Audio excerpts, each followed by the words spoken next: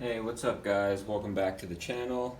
If you are new to this channel, click that subscribe button to stay notified on all of my updates. So let's get right into it.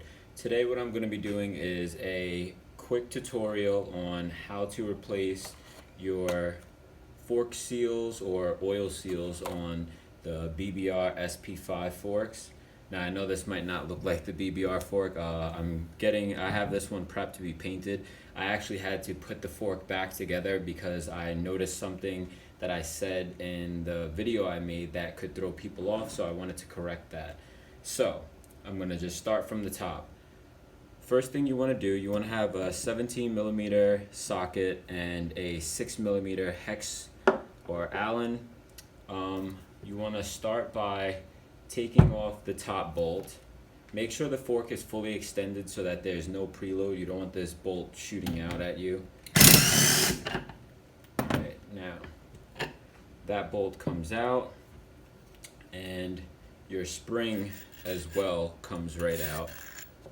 Once the spring's out, you want to take this time to empty the old oil that's still inside the fork and then move on to this next part. So now you take your Allen bolt. There is a 6 millimeter Allen bolt at the bottom of this fork. I'm not sure if that's picking it up. You want to loosen that. I take the bolt completely out.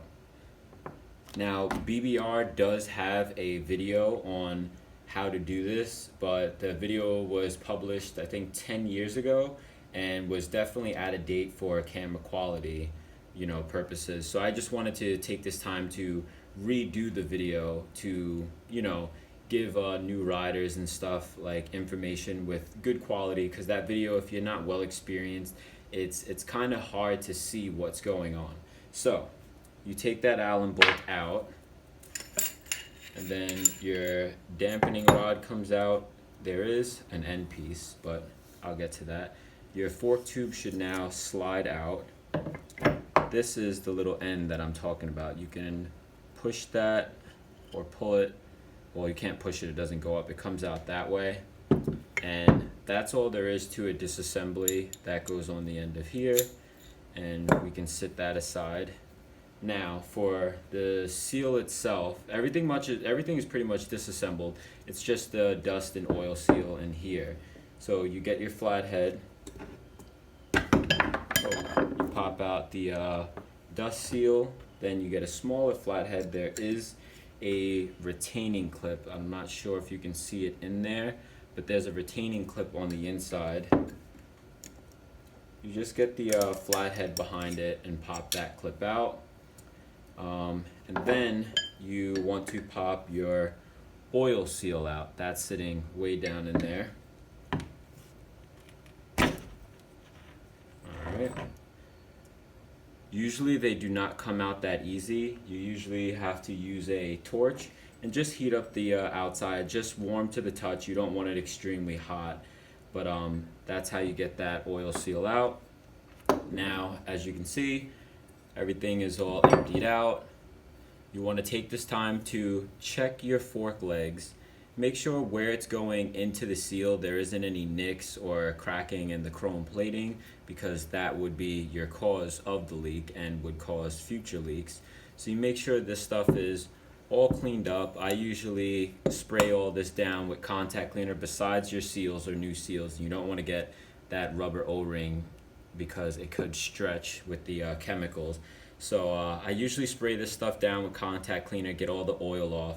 And now I'm going to go over the reassembly. I'm not going to fully put these together. I'm just going to kind of walk you guys through it. So what you want to do now is you take your dampening rod with the cap off of it, and you slide that. There's a spring that sits on the dampening rod. Make sure that spring goes back onto the dampening rod, and then that drops back in, comes to the bottom. That's where your end goes on. That end is what prevents it from sliding through the fork tube and then having your parts just all over the track. So you put that end piece on and you want to hold it up as you insert the tube back down. Once that is back down and bottomed out, you can go ahead and install your Allen bolt. Like I said, I'm not fully assembling these. I'm just showing you. I'm actually going to be painting these fork legs. I have the other one being stripped as we speak with the paint stripper, and I'm just going to recoat them, probably in the same black. So once that's done, you get your new oil seal. You want to lubricate the inside. Now there's two channels on the oil seal. One side is a shallow channel and the other side is a deep channel. You want the deep channel to be facing down. You lubricate it so that it doesn't bite when installing it back over the tube. That slides down in there.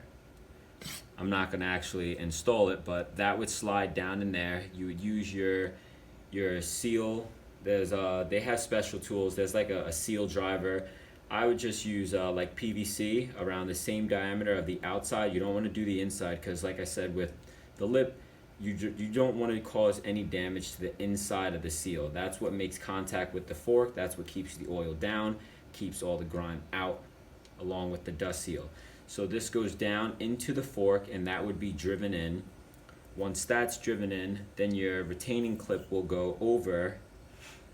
That gets snapped into a groove that's inside the fork. You'll see it, you'll feel it when you put the flathead to it and press down. You should hear it click in. Make sure you'll feel the difference when things seat. With the seal, you'll feel it bottom out. With the clip, you'll hear it clip. And then with the dust seal, you'll notice because the outside rim will sit flush with the rim of the top. So then your dust seal will go over. That would be all compacted down. The clip would be inserted, and that would be that. Then you would install your fork spring and then your fork oil. Now I'm going to be using 20 weight oil. I like to have my suspension a bit on the stiff side. Some people recommend 10 or 15. Just like I said, me personally, I like to have stiffer forks. I'm 6'2", I'm only 135, 140 pounds, but a lot of the impact, you know, I don't really want on the bike necessarily. I like to absorb with my body. I have long limbs. You know, it's the same way if you ever seen parkour, they jump from extremely high obstacles, and it's the way they compress their body, and it's what's the word? I can't think of the word, but your legs and your arms are springs as well. So I just it's personal preference. I used a higher fork weight because I like my forks and suspension to be a little stiffer.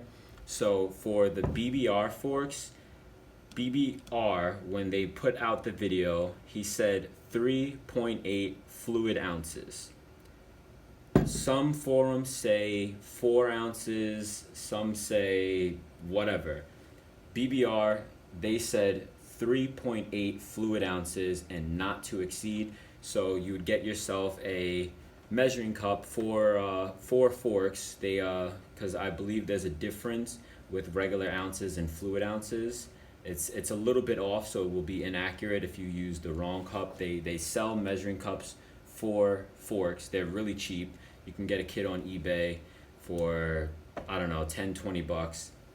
So you want to take 3.8 ounces, you put it inside your cup, you pour it into the top over the spring, and then you want to compress and decompress the fork, which helps the oil get into the second chamber, and it gets rid of the air bubbles. Once you don't see any air bubbles, make sure everything is all clean, make sure you have all the excess oil off.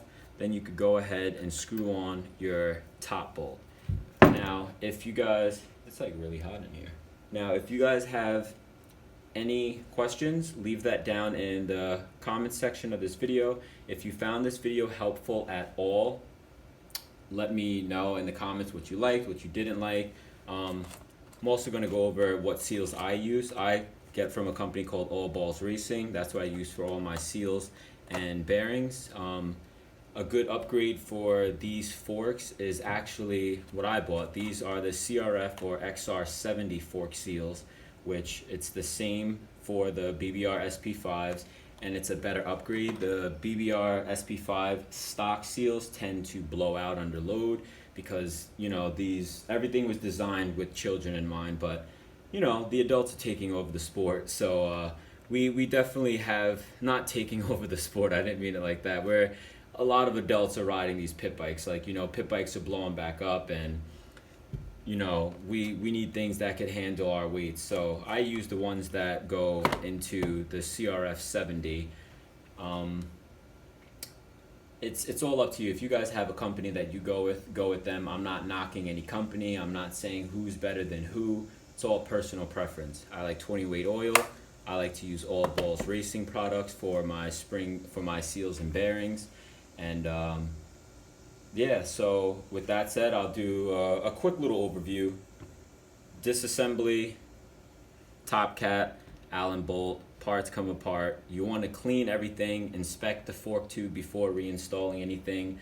When reinstalling the seal, you want to lubricate the insides, and you want to make sure the deep concave inside the seal goes down. The shallow side faces up, and just make sure you keep your work area clean. I lay out these shop rags or whatever to keep everything clean and organized. It's easier to see. You don't miss things like this spring, which would be a lot harder to see if you were on the wood table. So with that said, if you guys like this video, give it a thumbs up.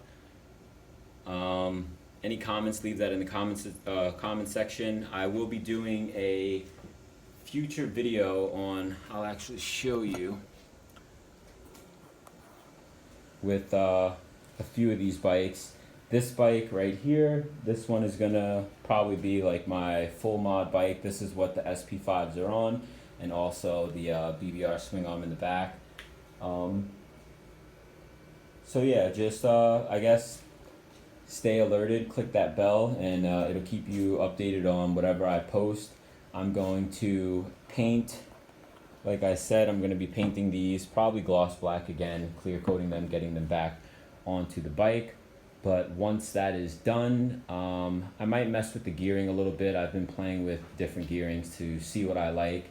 And yeah, thanks for watching, and I'll see you guys next time.